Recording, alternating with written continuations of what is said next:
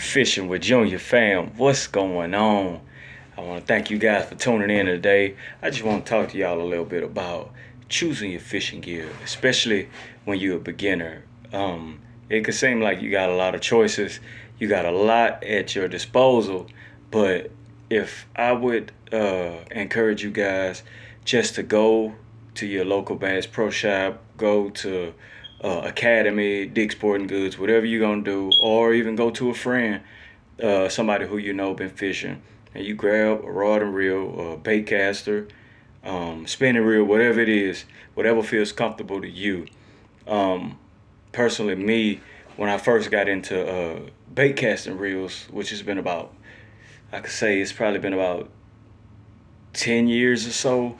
What I did was I went to the pawn shop, I found me a bait caster, and I think it was a medium heavy setup, Abu Garcia or something like that, and I got comfortable with that. So now my main go-to rod and reel, bait caster and rod is gonna be something medium heavy, because a medium heavy action on your rod, you pretty much can work any lure. You can go top water, you can go crankbait, you can go weightless, you can go frog, you can go whatever you want.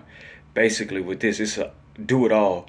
And then once you get more advanced, then you can go to the medium light, heavy, extra heavy, however you want to do it. But for me personally, my go-to is a medium heavy, because you can do multiple things with just this one rod and reel setup.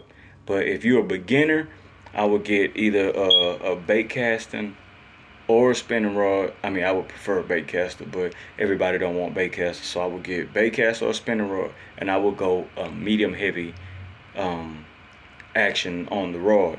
So you can buy multiple different lures to use with just this one setup, especially when you just beginning. And I'm pretty sure any other experienced angler would tell you the same thing that I'm saying. So it's best to go to your local tackle shop that I was communicating about. Grab you a combo off the shelf, and you see how it feels to you, whether it's a spinning rod or bait caster.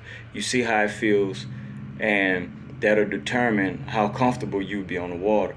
I mean, it's nothing like getting on the water and you throwing something you're not comfortable. You more thinking about tinkering with whatever setup you're using than fishing. So get what it feels comfortable to you. Um, I would also say, also get familiar with this setup.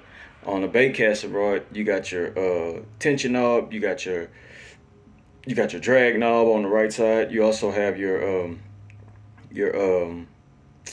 your brakes on the left side. So you get familiar with that, and you cast and play around with it. Also, should put a little weight on the end of it. Get in your front yard. Just cast it, many 1,000 times every time you got a chance, and that'll get you familiar. So once you get on the water, you know how to set your dials.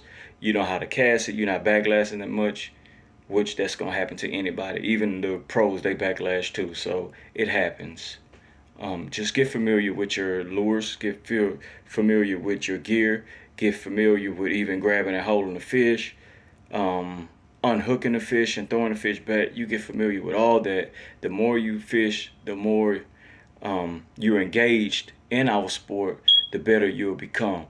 And I believe, me personally, fishing has made me a better husband, a better father, a better friend, because whenever you're on that water, man, you have nothing but time, space, and opportunity, and to think, and you got the freedom to become a better person. So, man, I didn't want to take too much of you guys' time. I just wanted to communicate with what type of gear to familiar. Oh, yeah. Also, get familiar with um, walking and fishing too. So go get you a backpack or something, especially if you bass fisherman. Get you a backpack so you can move around while you going around these ponds or lakes or whatever you're doing. Get you a backpack.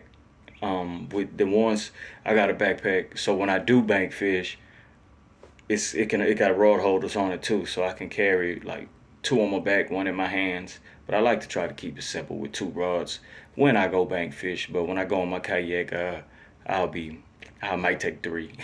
I don't want to take a lot. I'll have 3 specific rods that I'll take.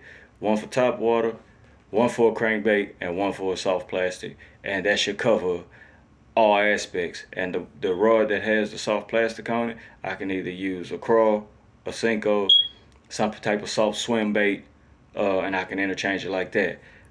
My crankbait rod, it could be a wake bait, a crankbait, um, what else?